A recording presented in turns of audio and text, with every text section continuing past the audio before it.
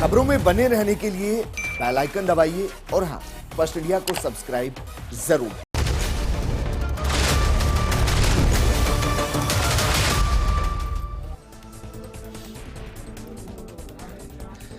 नमस्कार, आप देख रहे हैं बिग फाइट लाइव और आपके साथ में विजेंद्र सोलंकी। जिस दिन से बजट पेश किया गया उसी दिन से बजट पर बीजेपी कहती रही कि ये नीति का नहीं राजनीति का बजट, और उसी दिन से मुख्यमंत्री आवास पर जनता का सैलाब बताता आया कि बजट का पूरे प्रदेश में स्वागत हुआ है। लेकिन सवाल यह है कि क्या यह बजट आंकड़ों का खेल है या फिर खेला ही आंकड़ों के जरिए गया है। सवाल यह भी है कि बजट का पूरा होना सरकार की जिम्मेदारी है, तो फिर शुरुआत में ही बीजेपी बजट पर सवाल क्यों उठा रही है, और अगर सवाल उठा रही है तो फिर ईस्टर्न कैनाल पर यह सवाल केंद्र की सरकार से क्यों नहीं पूछती कि जिस योजना से 13 जिले जुड़े हैं, 3 करोड़ जनता जुड़ी है, उसको राष्ट्रीय परियोजना लागू क्यों नहीं की जा रही।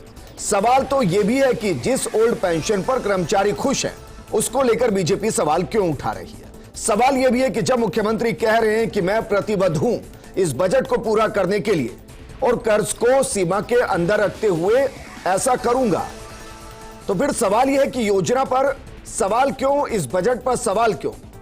या तो बीजेपी यह बताए कि योजनावार की कौन सी घोषणा है जो पूरी नहीं हो सकती और वो क्यों नहीं हो सकती, क्योंकि मुख्यमंत्री तो बार बार दोहरा रहे हैं कि प्रतिबद्ध हूं मैं। आज बात इसी मुद्दे पर की प्रतिबद्धता के बाद भी संशय से भरे सवाल क्यों है।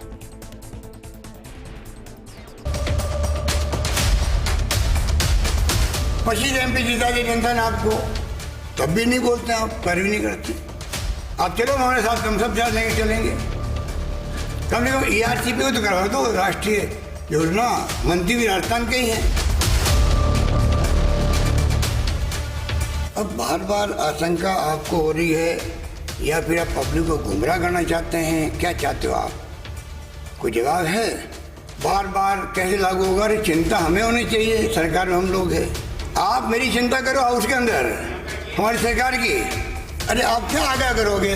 अगर तब करो तो आपको कुछ तरस लगता हो, तरस लगता। पता नहीं भावी उम्मीदवार वो है, वसुंधरा जी है, हमारे नेता कटारिया साहब जैसे भले आदमी हैं, राठौड़ साहब है, मेघवाल साहब है, या वो आज आए नहीं आपके, पूनिया साहब है, और कोई साहब है क्या? कि भाई मैं किनको कहूँ, एक नेता हो तो मैं बात जाके करूँ, मैं खुद मैं जाके मिल लूँ, उनको पटा लूँ मैं किसी ढंग से।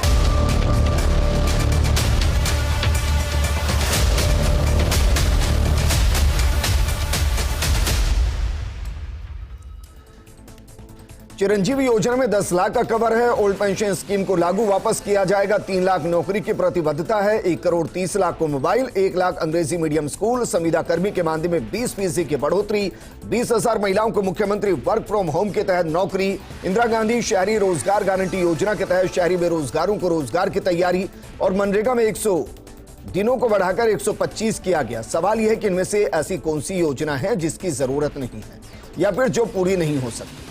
शायद यही वजह है कि मुख्यमंत्री कह रहे हैं कि प्रतिबद्ध हूं मैं, और बीजेपी कह रही है कि यह बजट नीति का नहीं राजनीति का है। लेकिन क्यों, इस सवाल का जवाब नहीं मिलता। इस मुद्दे पर बात करने के लिए हमारे साथ बेहद खास पैनल मौजूद हैं। हमारे साथ मौजूद हैं बीजेपी विधायक सुमित गोदारा जी, आम आदमी पार्टी के नेता योगेंद्र गुप्ता जी, सीनियर एडिटर सुधांशु माथुर जी।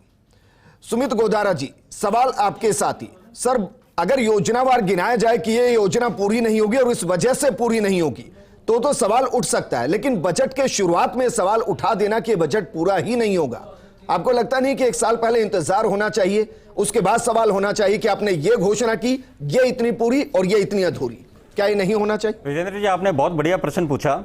ये इसीलिए प्रसंग तार्किक होता है कि जब 3 बजट पूर्व में मुख्यमंत्री ने किए और वो कार्य नहीं हुए, जैसे विकास पथ की घोषणा उन्होंने प्रत्येक ग्राम पंचायत पर करी, नंदी गौशाला की घोषणा करी, ऐसे अनेक, चिरंजीवी स्वास्थ्य योजना जो आप कह रहे हो लागू करे 1 साल हो गया, आप उसमें देखो इन्होंने घोषणा करी 5 लाख से 10 लाख। मैं अभी रास्ते में आ रहा था, मेरे पास फोन यही आया कि साहब मैं प्राइवेट हॉस्पिटल गया, वो एम्पैनल्ड है, मुख्यमंत्री के हंसते हुए फोटो लगी है, पर वो हॉस्पिटल कह रहे हैं हम आपकी इलाज ये नहीं करेंगे। तो ये कहां से इलाज मिल रहा है? इनकी घोषणाएं जो देखी वो लागू ही नहीं हुई। आम आदमी त्रस्त है कि घोषणा लागू नहीं, तभी तो उस बात में संशय है। मुख्यमंत्री जी को खुद को संशय है, तभी तो बार बार वो बात कह रहे हैं कि वो कैसे होगा। आज आप सर, चिरंजीवी योजना में बीते 1 साल का आंकड़ा, सरकारी आंकड़ा ये बताता है कि 10 लाख परिवारों को राहत मिली है।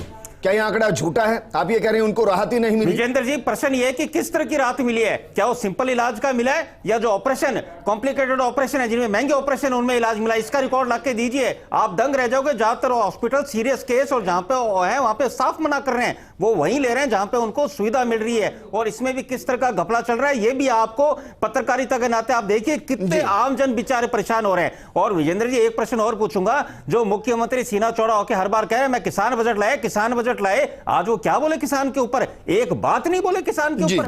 और क्या उन्होंने किसान बजट में बोल के लाए? कोई नई योजना नहीं लाई, किसानों के जीएसएस नहीं, लाइट नहीं मिल रही, किसान बेचारा त्रस्त है। उन्होंने कहा हम दिन में लाइट देंगे किसान को, बेचारा, मैं रेगिस्तान क्षेत्र से आता हूं, सर्दी में माइनस में तापमान में किसान बेचारा खेत में काम कर रहा है। कहां मुख्यमंत्री की बात है? अगर आप कहेंगे तो मैं बीजेपी का मैनिफेस्टो उठाकर दिखा दूंगा सर, 2003 का, 2008 का, 2013 का, 2018 का। ये घोषणा तो बीजेपी भी 2003 1998 से करती आ रही है। मैं आपको कहेंगे आपके मैनिफेस्टो उठा के दिखा दूंगा मैं। हमारे टाइम में लाइट में इतना बेहतरीन काम हुआ, जिस मैं क्षेत्र से आता हूं, किसानी के क्षेत्र से, वहां किसान खुद बोलता है कि लाइट में जो व्यवस्था हुई वैसे आज तक नहीं हुई। इन पिछले 3.5 साल में, मैं तो जिस जिले से आता हूं वहां पे दोनों ऊर्जा मंत्री पूर्व और वर्तमान के भी बिजली के उसी जिले से रहे, तब भी वो हाल है। ऐसा ही पूरे राजस्थान का हाल है। लेकिन ये बजट तो अभी शुरू हुआ है सर, इस पर सवाल क्यों है? सवाल मैं आपको ये आपका पहले में ही दे दिया, जब इनके 3 बजट में ये हाल है, डाक के डाक 3 पात, तो चौथे में क्या उम्मीद जनता करेगी? जब 3 में इन्होंने कोई क्रांतिकारी कदम लेकर रास्ता मिले। आप सड़कें देखो कितनी बेहाल है, आप चाहे जयपुर की सड़कें देखो, हर जगह देखो सड़कें टूटी हुई है, कहां इन्होंने कार्य किया है? और जो सड़कों में राजस्थान में काम है वो भी प्रधानमंत्री ग्रामीण सड़क योजना, जो केंद्र ने सड़क उन्नयन के लिए बजट विशेष दिया, वही काम है। जल जीवन मिशन में काम है, केंद्र की योजना। तो राजस्थान सरकार तो सिर्फ बातें करती है, घोषणावीर मुख्यमंत्री है, घोषणाएं बड़ी अच्छी करते हैं, पर कार्य धरातल पर शून्य। चलिए, यानी कि बीजेपी ये तो पूर्ण रूप से मानती है कि जो घोषणाएं की गई वो बहुत अच्छी हैं। ये तो मानते हैं आप। घोषणा करने में क्या जाता है? घोषणा में तो आप कुछ भी करो। अब एनएफएसए का बार बार मुख्यमंत्री, मैं विजेंद्र जी एक बात को, एनएफएसए की बात करते हैं कि जिनका खाद्य सुरक्षा में नाम नहीं, उनको तो अरे राजस्थान सरकार क्यों नहीं देती अपने तरफ से खाद्य सुरक्षा में? जो नहीं ऐड उनको दो। लेकिन ये बताइए सर, 25 सांसद होने के बावजूद, 25 सांसद होने के बावजूद अगर ईस्टर्न कैनाल को राष्ट्रीय परियोजना घोषित ना कराया जा सके, करेंगे हम आपसे बिल्कुल प्रयासरत है। और ये आपकी बात सही है और हमें पूर्ण विश्वास है आगामी समय में प्रधानमंत्री जी हमारे बिल्कुल इसमें कुछ ना कुछ सकारात्मक विचार से कार्य करेंगे। केंद्र से जो पैसा आना चाहिए, आप बार बार ये कहते हैं, विधानसभा में सुनते हैं कि इतना पैसा ही नहीं तो इनको एग्जीक्यूट कैसे करेंगे? जीएसटी के मद से इस साल 15,000 करोड़ का मिल रहा है सर, उसकी भरपाई कहां से होगी? और ये तो मुख्यमंत्री ने आज बोला है, सदन में बोला है। मुख्यमंत्री जी आज सदन में ये भी बोले कि जो केंद्र सरकार के अनेक मद में योजना आती है, जैसे जल जीवन में, हमें उसे दूसरी जगह भी उपयोग करने का लाभ दिया जाए ताकि हम उस पैसे का उपयोग कर पाए। मुख्यमंत्री जी जल जीवन मिशन में राजस्थान भारत में 29वें नंबर पर क्रियान्वयन में, जबकि इतना पैसा केंद्र सरकार ने भेजा है। जिस मरु प्रदेश में जहां पानी के नाम से ही समस्या हमेशा रही, जहां पेयजल के कारण लोग पलायन करते रहे, आज भी वो समस्या है। वहां का पूरे राजस्थान की नहीं, आधे राजस्थान की समस्या खत्म हो जाएगी अगर ईस्टर्न कैनाल को राष्ट्रीय परियोजना घोषित कर दिया जाए। मैं आप ईस्टर्न कैनाल की बात तो कर रहे हैं, जल जीवन मिशन, विजेंद्र जी मैं जल जीवन मिशन की बात कर रहा हूं। वो तो वापस मैं आपके पास आऊंगा। कांग्रेस विधायक रामनारायण मीणा जी भी हमारे साथ जुड़ चुके। रामनारायण मीणा जी, इस बजट पर 2 तरीके की रिएक्शन है। बीजेपी कहती है कि ये नीति नहीं राजनीति का बजट, और दूसरी तरफ जब से बजट पारित किया गया है, मुख्यमंत्री के आवास पर हर दिन हजारों की संख्या में आभार व्यक्त करने पहुंचते हैं। देखिए, राजनीति के 2 तरह के होते हैं। एक तो रियलिटी को मानने वाला, जैसे मैं धन्यवाद देता हूं बीजेपी के लीडर ऑफ अपोजिशन को, उन्होंने खुद ने माना है। और आज बजट में एक कमेंट नहीं, जब उसको अधिकार था, वो खुद मानती से बढ़िया बजट नहीं हो सकता। आज केवल बजट की बात करनी। लेकिन जैसे आप ईस्टर्न कैनाल की बात कर रहे हो, एक समय था, वो रिकॉर्ड उठा के तो देखो, 10% भारत सरकार, मतलब राजस्थान सरकार देती थी, 90% पानी के लिए केंद्र सरकार देती थी। 10% भारत सरकार एजुकेशन के लिए देती थी, 90% वो देती थी। पीने का पानी को प्राथमिकता देती थी, आज उद्योगपतियों को दी जा रही है। इससे बड़ी शर्म की बात क्या हो सकती है कि हम 50% मांग रहे हैं गवर्नमेंट ऑफ राजस्थान। हम पार्टी की बात नहीं करते, हम बात करते हैं कि राजस्थान का विकास कैसे हो, राजस्थान के विकास को गति कैसे मिले। और केंद्र सरकार कुंडली मार के बैठी, सारे इंस्टीट्यूशंस भेज दिए, रेल की पटरी तक भेज दी, एयरपोर्ट भेज दिया, फिर भी पैसा कहाँ जा रहा है? सेठों की संपत्ति 5 गुना बढ़ रही है, इसलिए मैं उसमें भी नहीं लेकिन जो बजट राजस्थान का पेश किया गया इससे वो तो बेटर नहीं हो सकता। राजस्थान के राजस्व को ध्यान में रखते हुए पेश किया गया, इससे होगा बेटर सर। है। और गए साल की घोषणा, अब ठीक है कुछ मान लो कहीं जमीन नहीं है, कहीं पर्यावरण की, मेरे इलाके की 600 करोड़ की पुलें इसलिए अटकी हुई है कि भारत सरकार ने कुंडली मार के बैठ दी है। मुझे कहना नहीं चाहिए वो कॉन्स्टिट्यूशनल पोस्ट है, लेकिन मेरे इलाके का MP बहुत बड़ी उस पोस्ट पे है, संवैधानिक पोस्ट पे, उनको इसी श्रेय के साथ केंद्र से निकाली ताकि टाइम गुजरे, उनके पास मिलने जाए, यहाँ से वहाँ मिलने जाते तो शर्म की बात है, हमारे पास भीख मांगने आगे। ये कोई तरीका है क्या राजनीति का? आज अटल बिहारी वाजपेयी थे देश के प्रधानमंत्री, कितना अंतर है वास। वो देश को चाहते थे, आज व्यक्तियों को चाहते हैं, मुट्ठी भर लोगों को। इसलिए इससे बेटर रिजल्ट का ये बजट कभी नहीं हो सकता। कौन सी कमी है? बिजली का तो मैंने देखा है, मैंने एक दफा वसुंधरा जी का ठीक है सर, एक बार सबको डिबेट का हिस्सा बना लूं। सुधांशु जी, जिस दिन से बजट पेश हुआ है उस दिन से आज तक 100 बजट की घोषणाओं को प्रशासनिक स्वीकृति मिल चुकी है, ये मुख्यमंत्री ने कहा है। उन्होंने ये भी कहा कि जो पिछली बार का आय व्यय था उसका 85% टारगेट हमने फरवरी तक पूरा कर लिया है, तो आप घबराइए नहीं। मेरा सवाल यह है कि बीजेपी अगर साल के अंत में क्वेश्चन रेज करे कि बजट में ये घोषणाएं की गई और ये अधूरी रह गई, इस पर जवाब दे तो समझ में आता है, शुरुआत में ही सवाल खड़ा करना। देखिए, मुझे जो लगता है विजेंद्र कि बजट किसी भी सरकार का हार्ट होता है, और हर साल वो हार्ट की एक तरह से ओवरलिंग होती है जब नया बजट आता है। विपक्ष का काम क्या है कि मनोवैज्ञानिक दबाव बनाना, ताकि जो बजट है, अब ये तो जनता तय करेगी कि बजट उनके हित में है या उनके हित में नहीं है, और इसके लिए कम से कम जो विपक्ष है उसको थोड़ा बहुत इंतजार करना चाहिए। मैं ये नहीं कहता हूँ कि जो है वो साल भर इंतजार करें, 6 महीने तो इंतजार करिए ना। 6 महीने में पता लग जाता है कि बजट की जो घोषणा है उनमें प्रगति कितनी है। ऐसा किसी भी पार्टी का मुख्यमंत्री नहीं होगा कि जिसने इधर घोषणा करी और उधर हथेली में सरसों उग गई और साहब जो है सारे काम हो गए। एक टाइम पीरियड होता है, हर चीज़ का समय निर्धारण होता है, उस हिसाब से उसका पैसे का एलोकेशन होता है। तो मुझे लगता है कि चूंकि जब 1.5 साल बाद करीब करीब ये राजस्थान चुनाव के अंदर जाना है, तो अब विपक्ष भी अपनी बात को काफ़ी एग्रेसिव होके जो है उस चीज़ को वो कह रहा है, ताकि आम जनता तक ये मैसेज जाए कि भाई विपक्ष भी जो है वो मजबूती से सदन के अंदर अपनी बात रख रहा है। लेकिन यह सबसे महत्वपूर्ण बात यह है, जैसे अशोक गहलोत ने आज कहा कि भाई अगर हमने घोषणाएं की है और हम इसको पूरी नहीं करेंगे तो 1 साल बाद ये सारे आरोप हम पे आएंगे ना। और इतने नादान तो शायद अशोक गहलोत भी नहीं है कि वो घोषणाएं पे घोषणाएं किए जाए और 1 साल बाद वो पूरी नहीं हो और फिर वो चुनाव के अंदर जाए और जनता उनको नकार दे। उनका ये कहना था कि भाई प्रबंधन है, बजट क्या है। उन्होंने कटारिया जी के ऊपर भी जो है वो एक चुटकी ली। उन्होंने कहा कटारिया जी जब भी बोलते हैं वो आंकड़े बोलते हैं, लेकिन बजट बेसिकली आंकड़ों के साथ एक प्रबंधन है।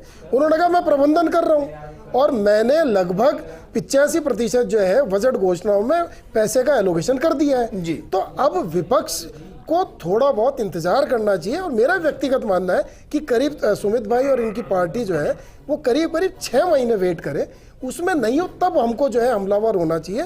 लेकिन जो अभी तक बजट की जो घोषणाएं हुई हैं और मुख्यमंत्री के घर के बाहर जो तांता लगा हुआ भीड़ का, बधाई देने वालों का, उससे तो लगता है कि कहीं ना कहीं इस प्रदेश की जनता को बजट समझ में आ रहा है और उनको लग रहा है कि शायद बजट के अंदर उनको भी कहीं स्थान मिला विजेंद्र। और क्योंकि बेसिक चीजें हैं, संविदा कर्मियों को फायदा पहुंचाना है, सीधा फायदा पहुंचेगा। अगर मोबाइल देना है सीधे मोबाइल जाएंगे, मनरेगा में 125 दिन बढ़ाए गए, सीधा फायदा होगा। और शायद इसलिए पब्लिक इस बजट के साथ कनेक्ट करिए, क्योंकि आंकड़ों के खेल के साथ प्रशासनिक भाषा नहीं है, मोटी मोटी वो भाषा है जो जनता को सीधे समझ में आती है। योगेंद्र गुप्ता जी, इस बजट के बाद क्या आपको लगता है कि आम आदमी पार्टी जो जमीन तलाश रही थी कि हम ऐसी ऐसी घोषणाएं करेंगे जैसी हम बाकी जगहों पर करते हैं और अपना एक जनाधार सेट कर लेंगे, उसके बीच में बजट बाधा बनकर खड़ा हुआ है? नहीं विजेंद्र जी, आपको 3 तरीके से समझना होगा इस बात को। देखिए, पहले तो बहुत बड़ा कोइंसिडेंट है भारतीय जनता पार्टी और कांग्रेस में।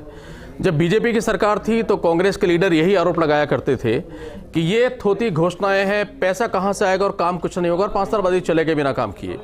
अब जब कांग्रेस की सरकार है तो भारतीय जनता पार्टी के नेता यही आरोप लगा रहे हैं कि ये थोती घोषणाएं कर रहे हैं, पैसा कहां से आएगा। तो ये एक सिक्के के दोनों पहलू हैं, दोनों एक ही गेम खेलते हैं। वादे करना उनका काम है, वादे करना इनका काम है, उस पर कमेंट्स करना, लेकिन उनको कटघरे में नहीं खड़ा करना। दूसरी चीज, अब प्रश्न उठता है, मेरे साथ माननीय विधायक महोदय बैठे हैं बीजेपी के। मैंने पिछली बार भी आपके शो में कहा था, आप सवाल तो उठा रहे हैं, लेकिन यह बजट पहला नहीं है। 2019 में बजट आया, 2020 में आया, 2021 में आया, वहां पर भी ढेर सारी घोषणाएं की गई, घोषणाओं को अगले बजट में रिपीट किया गया। तो मेरा इनसे सवाल ये उठता है कि आप बातें तो करते हैं, लेकिन आप 3 साल का कच्चा चिट्ठा लेकर क्यों नहीं आते विधानसभा के अंदर कि आपने 19 में क्या घोषणा की, 20 में क्या घोषणा की, 21 में क्या घोषणा की, और उनमें से कितनी घोषणाएं अधूरी है, तब इनको घेरा जा सकता है। लेकिन ये काम नहीं करेंगे, ये सिर्फ सवाल उठाएंगे, क्योंकि इनको पता है कि जब अगर गलती से हम दोबारा आ गए तो यही काम कांग्रेस को करना है। तीसरी बात देखिए, तीसरा पहलू देखिए, जो हमारा पक्ष है, ठीक है, वो घोषणाएं करते हैं, वो बजट की बात करते हैं, बहुत सारी बातें करते हैं वो, लेकिन प्रश्न उठता है कि जो 3 साल का शासन है, वो जो 3 साल में बजट एलोकेशन हुआ है, जो घोषणाएं हुई है, क्या वो धरातल पर है? आप छोटी छोटी बातों को पकड़िए। अभी 2 दिन पहले की खबर है कि अस्पतालों के अंदर ब्लड प्रेशर तक की दवाएं नहीं है। प्रश्न उठता है कि आप जो घोषणाएं कर रहे हैं, आप जीवन रक्षक दवा आप देने की स्थिति में नहीं है, तो आपकी घोषणाएं जा कहां रही है? आपका बजट एलोकेशन जा कहां रहा है? सर, एक दवा की वजह से मैं ये सवाल कर रहा हूं, एक दवा की वजह से पूरी योजना को कटघरे में तो नहीं लाया जा सकता। ये भी तो सच्चाई है ना कि हजारों की संख्या में हर दिन मुख्यमंत्री निःशुल्क दवा योजना का फायदा होता है। आप उसको नकार सकते हैं ना विजेंद्र जी? यहां सवाल ही नहीं है। सवाल ऐसी बात हो गई कि दिल्ली के अंदर एक योजना में छोटी सी कमी आई, हम पूरी आम आदमी पार्टी को घेरने लगे ना। विजेंद्र जी, थोड़ी ना होता है। आप बात की गहराई में जाइए। सवाल ये है कि जब वो कहते हैं कि ये मेरा काम है कि मैंने जो घोषणा का प्रबंधन करूंगा, तो प्रबंधन की पोल तो सामने खुल रही है। जब प्रबंधन का मतलब होता है कि 100% एक्यूरेसी आप दे रहे हैं वहां पर, अगर आप छोटी सी एक दवा नहीं दे सकते बीपी की, तो आप समझ लीजिए उसका क्या हाल होगा। इसके बाद स्कूलों में जाइए, स्कूलों की क्या कंडीशन है। खुद स्वास्थ्य मंत्री ने कहा कि 17 पीएचसी में ताले लगे हुए, अब आप स्वास्थ्य की बात करते हैं, तो ये अपने आप में बताता है कि ये घोषणा वीर है। सर, राजस्थान में कितने पीएससी हैं जी? राजस्थान में कितने पीएससी हैं? नहीं, उन्होंने, आपने प्रसाद लाल जी का पढ़ा, आपने सुना स्टेटमेंट? नहीं, मैं तो क्वेश्चन कर रहा हूं ना सर। सुना ना? देखिए, प्रदेश की जनता को पता होना चाहिए ना सर कि अगर 17 पीएससी बंद है तो प्रदेश में कितनी पीएससी है, उन्होंने कहा रेशो कितना है? उन्होंने क्या कहा है कि 1700 पीएससी पे ताले लगे हुए हैं, क्योंकि वहां पे डेपुटेशन पे डॉक्टर नहीं है, वहां पे स्टाफ नहीं है, वहां पे सुविधाएं नहीं। वो तो उनका स्टेटमेंट है, विधानसभा में दिया उन्होंने। तो ये जो बता रहा है कि 1700 पीएससी में ताले हैं, इसका मतलब सुधांशु जी, ये तो नहीं हो सकता कि अनाज के गोदाम में कंकर को देखकर हम कहें कि गोदाम के अंदर कंकर भरे हैं। ऐसा नहीं हो सकता। योजना में कमी हो सकती है, लेकिन उसका एग्जीक्यूशन कितने फीसदी धरातल पर हो रहा है, हम उसी के हिसाब से उसकी सफलता को मानेंगे। अगर 60-70 फीसदी है तो फिर भी वो बेहतर परिणाम है। राजस्थान जैसे प्रदेश में जो क्षेत्रफल में बहुत बड़ा और जहां सुविधाओं को जुटाना लगभग असंभव हो जाता है बाकी प्रदेशों के मुकाबले। विजेंद्र, आप सही कह रहे थे कि राजस्थान का अगर आप इतिहास उठा के देखेंगे आज़ादी के बाद से, तो शुरू में कहा जाता था कि राजस्थान अभावग्रस्त जो है वो राजस्थान है। लेकिन जिन जिन की भी सरकार रही, मैं किसी सरकार पर कोई टिप्पणी नहीं करना चाहता, लेकिन जिन जिन की भी सरकार रही, चाहे बीजेपी रही हो, कांग्रेस रही हो, या कोई सर्वदलीय सरकार रही हो, तो सबने काम तो किया ही ना। काम किया, इसलिए राजस्थान आगे बढ़ा। आज जितनी भी बातें सब लोग कर रहे हैं तो वो इसलिए कर रहे हैं कि राजस्थान अपने पैरों पे खड़ा है। ठीक बात। अब यह है कि ग्रोथ कैसे हो। आपने एक शैशव काल से बच्चे को निकाल के किशोर अवस्था में लाए, अब वो युवा हो गया है। तो जब युवा होगा तो उसकी जरूरतें भी बढ़ेंगी। क्या आज ये बता सकते हैं योगेंद्र जी या मेरे साथी बता सकते हैं कि जब राजस्थान आज़ाद हुआ था तब कितनी जनसंख्या थी और आज कितनी जनसंख्या है? तो जनसंख्या के आधार पर जो है वो रिसोर्सेज बढ़ते हैं और बढ़ने भी चाहिए।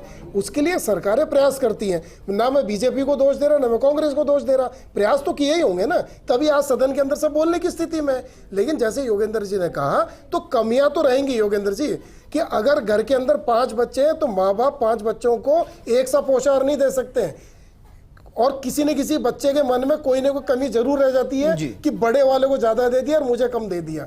तो राजस्थान या कोई भी स्टेट और उसका मुख्यमंत्री जो है वो अभिभावक है, वो कोशिश करता है। आज अगर मुख्यमंत्री कहते हैं कि प्रबंधन से मैं जो है वो इस बजट की घोषणाओं को पूरा करूंगा, तो जैसे अभी योगेंद्र जी ने कहा कि भाई आप या तो चिट्ठा लेके आइए, है ना, फिर बताइए कि पिछले में ऐसे नहीं हुआ। लेकिन सिर्फ सवाल करना और सवाल करके ये खुश हो जाना कि हमने साहब जो है सरकार को दबा लिया, मुझे लगता है विजेंद्र ऐसा नहीं होना चाहिए। हाँ, मेरा एक व्यक्तिगत मानना है, हो सकता है जितने यहाँ पे राजनेता बैठे हो नहीं माने, मेरा एक मानना है कि अगर सरकारों को वाकई ही जनता को जवाबदेही जो है वो जवाब देना है तो हर साल एक व्हाइट पेपर लिया है। जब आपका नया बजट लाए उससे पहले पुराने बजट का एक व्हाइट पेपर लाके और जो है उस पर रख दे पटल पे कि साहब इतनी घोषणाएं हुई थी, इतनी हमने पूरी कर दी, इतनी जो है वो चल रही है और इतने के अंदर काम बाकी है। तो ये बार बार की जो तू मैं है ना, ये बंद हो जाएगी और सब लोग सही तरह से जवाब दे पाएंगे। जी ठीक है, लेकिन सुमित गोदारा जी, मैं फिर बजट पर लौटूंगा सर। बजट को क्वेश्चन किया जा रहा है, लेकिन मुझे इस बजट में बहुत सी ऐसी घोषणाएं लगी जो राष्ट्रीय स्तर पर होनी चाहिए, जैसे शहरी रोजगार गारंटी योजना। हम ये आंकड़े तो देते हैं कि हरियाणा में सबसे ज्यादा बेरोजगारी है, मध्य प्रदेश में बेरोजगारी है, राजस्थान में बेरोजगारी है, गुजरात में बेरोजगारी है, लेकिन हम मनरेगा सिर्फ गांव में देते हैं।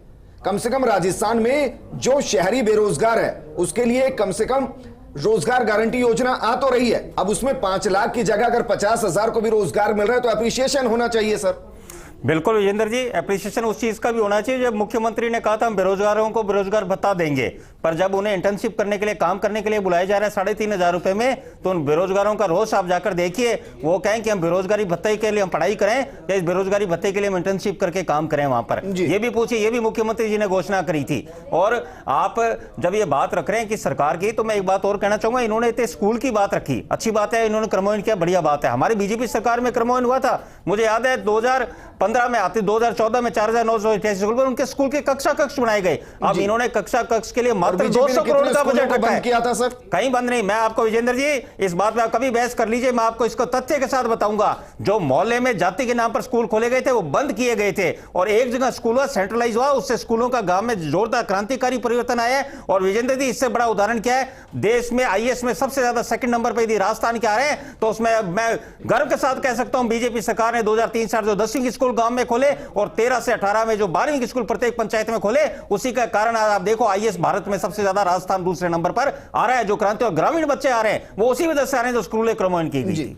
ठीक है, एक छोटे से ब्रेक के लिए रुक रहे हैं, लेकिन सवाल यह है कि जब सरकार ये कह रही है कि वो प्रतिबद्ध है इस बजट को जमीन पर एग्जीक्यूट करने के लिए, तो बीजेपी या तो ये बताए कि पुरानी आपकी इतनी घोषणाएं ये पूरी नहीं हुई है जो 4 साल से पेंडिंग है, और अगर ये बजट 2022-23 का है तो फिर क्या 2-4 महीने इंतजार नहीं होना चाहिए इस बजट पर रिएक्ट करने के लिए। एक छोटे से ब्रेक के बाद जल्द लौट रहे हैं। ब्रेक के बाद आपका स्वागत है। हम बात कर रहे हैं 2022-23 के बजट को लेकर जो मुख्यमंत्री ने पेश किया और बार बार कहा कि प्रतिबद्ध हूं मैं इसको एग्जीक्यूट करने के लिए, लेकिन बीजेपी कहती है नीति नहीं राजनीति का बजट है। और इसी पर हम बात कर रहे हैं कि संशय क्यों है।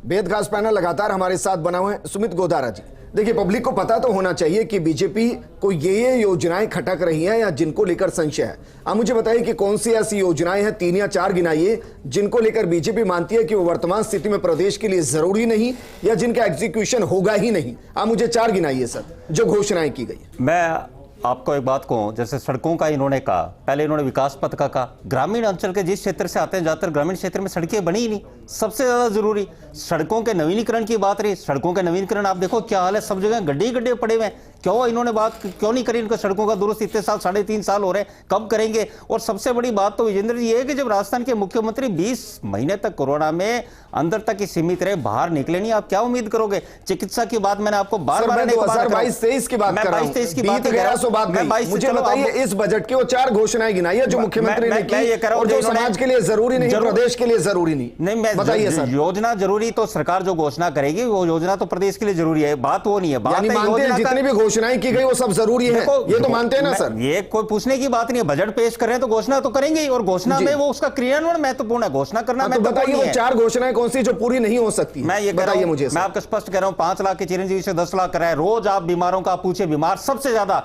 2 साल जब कोरोना हमने देखा है, और जिस हाल से पूरा देश और विश्व में जो जिस तरह से हानि हुई है, जो हम उम्मीद करते थे राजस्थान के मुख्यमंत्री सर, मैं तो नहीं कह रहा हूं, इस पर पहले भी बहस हो गई सर। मैं नहीं ऐसे नहीं सर, ये तो बहुत क्लियर हो गया ना कि 10 लाख का तो ऑन रिकॉर्ड आंकड़ा है। या तो मुझे आंकड़ा दीजिए कि ये गए और इनका इलाज नहीं हुआ, मैं उसको चैनल पर चलाऊंगा सर।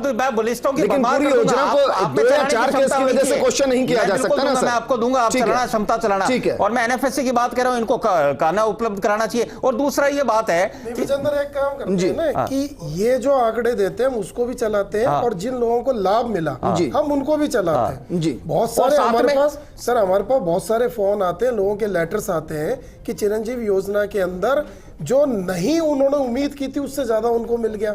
बड़े बड़े उनके ऑपरेशन हो गए, उनके छोटे छोटे इलाज उसमें हो गए। क्यों? क्योंकि आज के दौर के अंदर जो छोटा सा भी खर्चा है वो आदमी को बहुत भारी पड़ रहा है। क्यों? क्योंकि 2 साल का लॉकडाउन, तीसरा जो आपका ये तीसरी वेव आई, आदमी आर्थिक रूप से टूट गया। अभी खुद ही सुमित भाई कह रहे हैं कि अंतर्राष्ट्रीय स्तर पर, राष्ट्रीय स्तर पर, राज्य स्तर पर अर्थव्यवस्था पूरी तरह चरमरा गई है। एक आम आदमी की सोचिए ना, अगर एक आम आदमी का 500 रुपए का एक्स्ट्रा फ्री में हो रहा है तो भाई साहब उसके लिए तो संजीवनी है।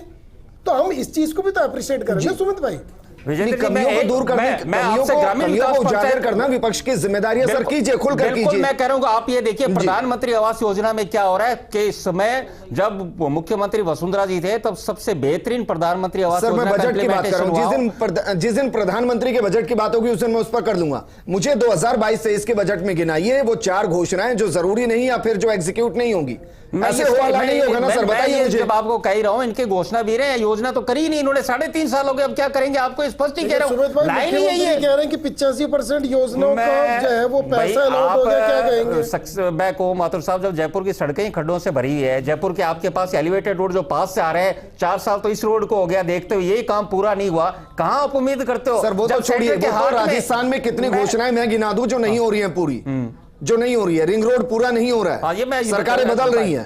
मेट्रो का फेज पूरा नहीं हो रहा है, सरकारें बदल रही हैं। रिफाइनरी का काम पूरा नहीं हो रहा है, सरकारें बदल रही हैं। अमानी शाह नाला को द्रव्यवती करने से वो पूरा नहीं हुआ है। छोड़ दीजिए सर इन चीजों को। ईस्टर्न पर सपोर्ट नहीं मिल रहा है, वो भी पूरी नहीं हो रही है। वहां तो केंद्र में आपकी सरकार है ना सर, तो राजस्थान की जनता के लिए तो आप मांग ही सकते हो ना सर। 25 सांसद हैं सर, 25 सांसद में से एक सांसद केंद्र सरकार से प्रदेश की 7.5 करोड़ जनता को यह विश्वास नहीं दिला पाया कि हम इसको राष्ट्रीय जो है योजना घोषित करवा देंगे।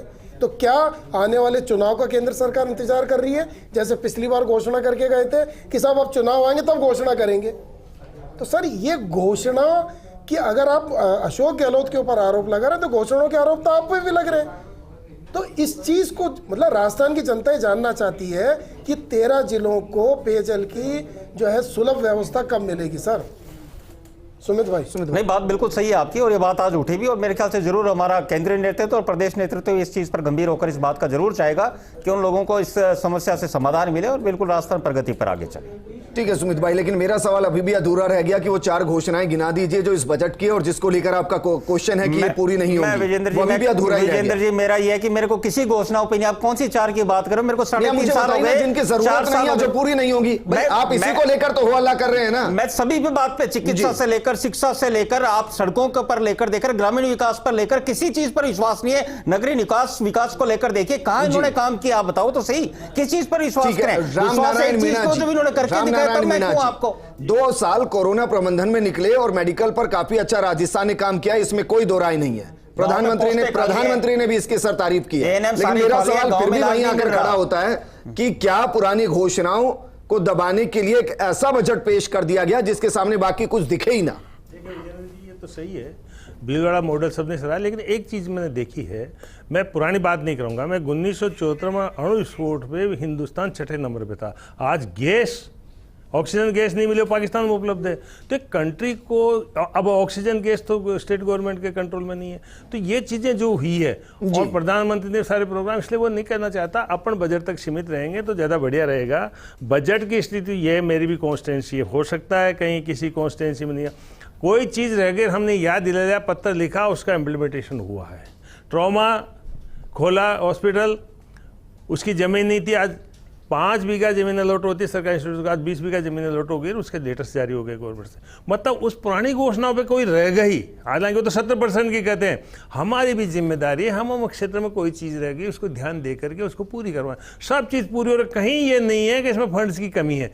घोषणा जो हाउस में हो गई, आप देखिए, मैंने आपसे अर्ज किया, कुछ घोषणाएं ऐसी है जो कहीं ना कहीं। सर आप कह रहे हैं फंड की कमी नहीं है, जरा बताइए प्रदेश का रेवेन्यू क्या है? इससे कोई मतलब नहीं है हमारे को। सर हमारे को मतलब इससे जो बजट की घोषणा हुई है सर, मुझे बताइए राजस्थान का जो बजट की घोषणा हमारे क्षेत्र में हुई है वो पूरी होने में कोई दिक्कत नहीं आ रही है। रामनारायण मीणा जी, 4 लाख करोड़ से ऊपर का कर्जा है सर, 4 लाख करोड़ के आसपास का बजट है। मैं जानना चाह रहा हूं कि कितना रेवेन्यू है प्रदेश का। विजेंद्र जी बात ही छोड़िए, ये गवर्नमेंट, अगली गवर्नमेंट आएगी तो हम कहेंगे, कभी आएगी तो प्रदेश पूछ रहा है। बताइए ना रेवेन्यू कितना है, जेब में आ कितना रहा है, जाएगा कितना, ये तो हम जानते हैं। देखिए आ कितना रहा है सर? नहीं, कोरोना के बाद में जो स्थितियां खराब हुई है इसमें कोई दो राय नहीं है, लेकिन इस चीज को कर्ज लेते हैं, क्या लेते हैं, हम घोषणा तक सीमित हैं।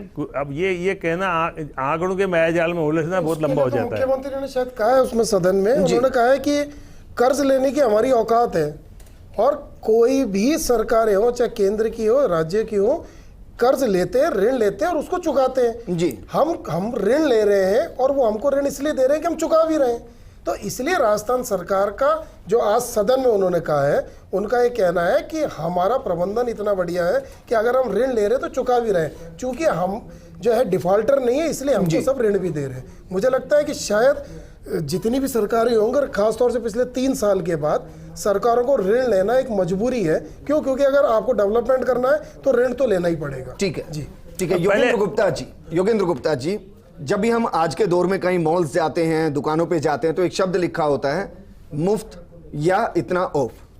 राजस्थान में अगर आम आदमी पार्टी 2023 के चुनाव को लड़ती है, जाहिर है आपने तय कर दिया होगा कि कहां कहां मुफ्त में क्या क्या देंगे, क्योंकि मुफ्त के नाम पर ही आम आदमी पार्टी आगे चलती है, चाहे बिजली हो, पानी हो या बाकी चीजें हो।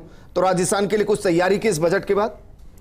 देखिए, पहला तो विजेंद्र जी ये है कि जो मुफ्त की राजनीति नहीं करते, हम लोग काम की राजनीति करते हैं, और काम के अंतर्गत नहीं, बिल्कुल आप जो कह रहे हैं। देखिए, पहली बात आप सोचिए, अभी आपने बजट की बात की राजस्थान की, और आपने कहा कि 4 लाख करोड़ से ज्यादा का कर्जा है।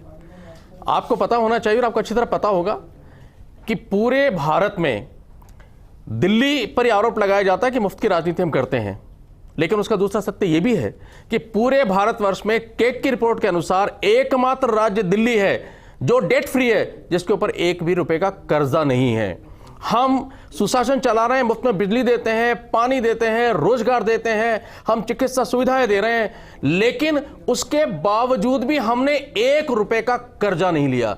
ये हमारा वहां पर शासन है, हमारा प्रबंधन है जी। पहली बात तो इसलिए आप जो आरोप लगाते हैं, कहते हैं कि मुफ्त की राजनीति करते हैं, देखिए मुफ्त की राजनीति तो नहीं करते। हम जनता को वो सुविधा देते हैं जिसकी वो डिजायर है, जो उसको देनी चाहिए। और बार बार केजरीवाल जी कहते हैं कि अगर एक विधायक को बिजली फ्री मिल सकती है, पानी फ्री मिल सकता है, तो आखिर जो विधायक को बनाती है जनता, उसको फ्री क्यों नहीं मिलना चाहिए?